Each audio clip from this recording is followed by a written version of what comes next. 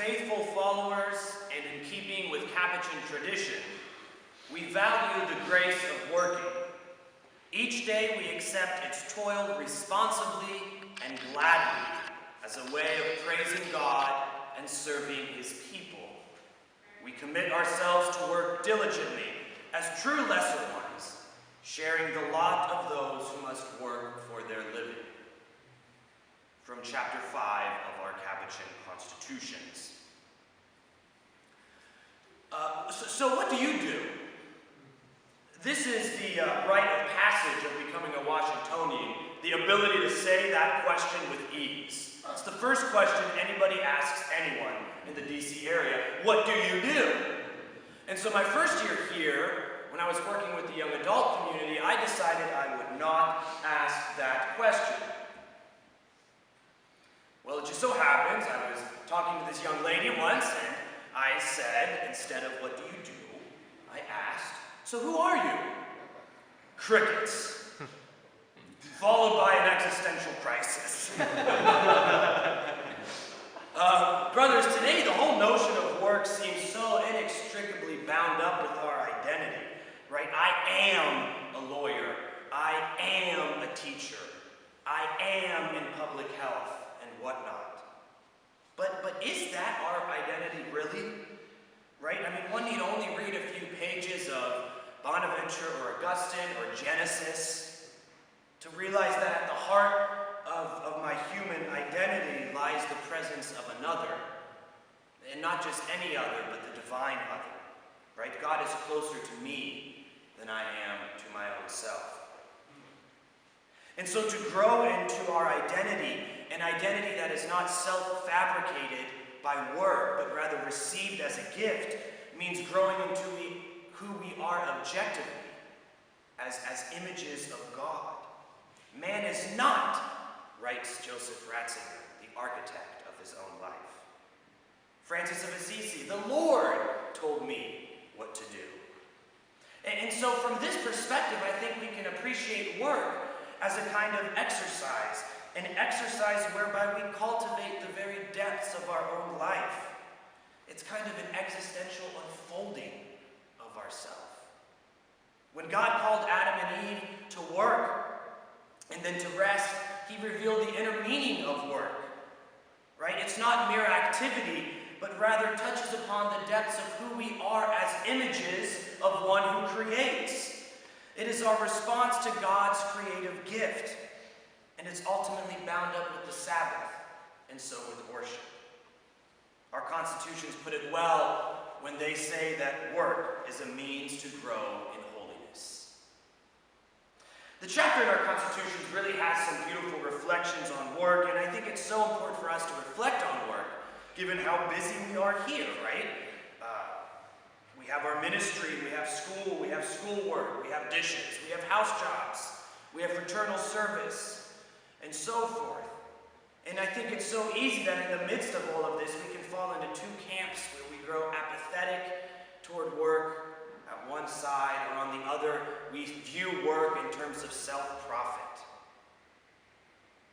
But I want to kind of show four aspects, four details, four pieces of catechesis that our constitutions teach us about work, which I think can help us to appreciate it and not fall into apathy or self-profit. One, work is relational. Our constitutions teach work is the fundamental means by which we support ourselves and exercise charity. Do we see this profoundly relational dimension of work? Do we see work as a fraternal activity that exercises charity? Do we approach work, all of our work, through this lens? Two, work cultivates God's gifts. Therefore, our constitutions say, let each of us make his God-given talents bear fruit. It seems that a new trend in some of our house reflections is to reference our holy treasurer, Bill Gillum. So I would like to reference him now. He's in the garden a lot, right? He waters it, he fertilizes, he plants, he replants, he trims, etc. He asks Ray to do it all over again. The point I want to emphasize is that to bear fruit, which our garden certainly does, it's beautiful. To bear fruit, it takes time, right? Effort, attention. And so I ask us this: do we take our call to bear fruit that seriously? How critically do we attend to the seeds God has planted in us? Attend to it in such a way so as to nurture it and cultivate it. The two camps that I mentioned above, where you can fall into kind of an apathetic view of work or just see work in terms of self-profit, is shown in our constitutions. They speak of excessive activity or laziness, right? And both of these clearly do not edify us. One makes us zombies, and the other exhausts us of our life forces. But I think when we approach work as a means of cultivating God's gift, we really begin to appreciate it in a beautiful light, right?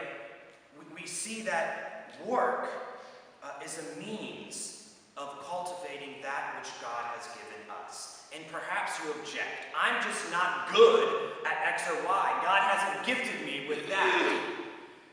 And surely, none of us are gifted in every area of life that we find ourselves in, but perhaps we can be creative.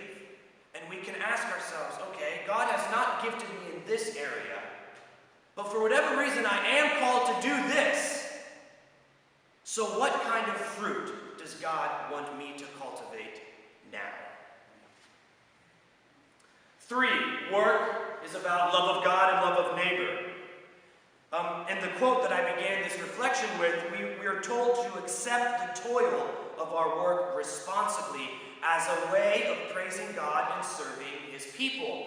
And so our Constitution places work in that beautiful twofold love of God and love of neighbor. So I ask again, do we see our work in this life?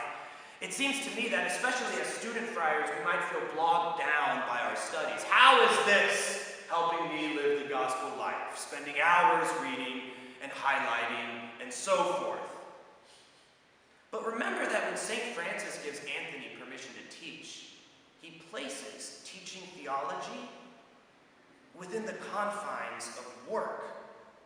And so our work, my brothers, is ultimately about loving God and loving neighbor.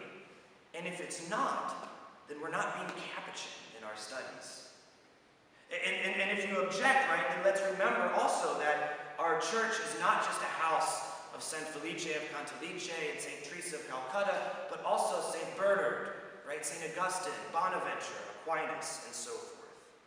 If we take our Capuchin life seriously, then we have to take our studies seriously. 4, work is Eucharistic. Let us, therefore, our Constitution say, lovingly direct all our intentions and all our energies to God.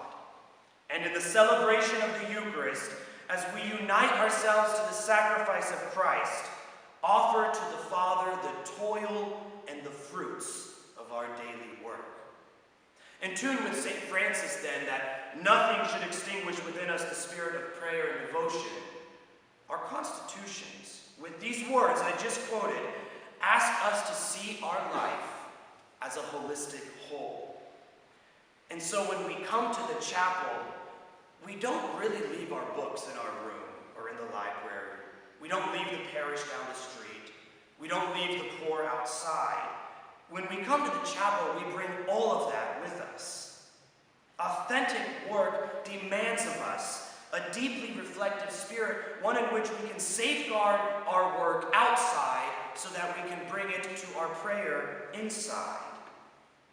The library becomes sacred. The corner of Florida and North Capitol where we go on Sunday, sacred. The dishes, sacred. Why? Because it finds its rest upon the altar of the living God. In closing, I want to leave you with a beautiful passage from St. Bonaventure that we find at the end of his mystical vine. Our holy doctor puts these words on the words of Christ. I have given myself to you. Give yourself to me. Himself to us without reserve. He asks us to give ourselves to him. That's the only possible culmination or fulfillment of our human life. Work is not work if it gets in the way of that journey. Work is only work when it contributes to it. I have given myself to you. Give yourself to me. May the Lord, through the intercession of his holy archangels, grant us the grace to give ourselves to him at all times, not just here in the chapel, but in the work of our hands as well.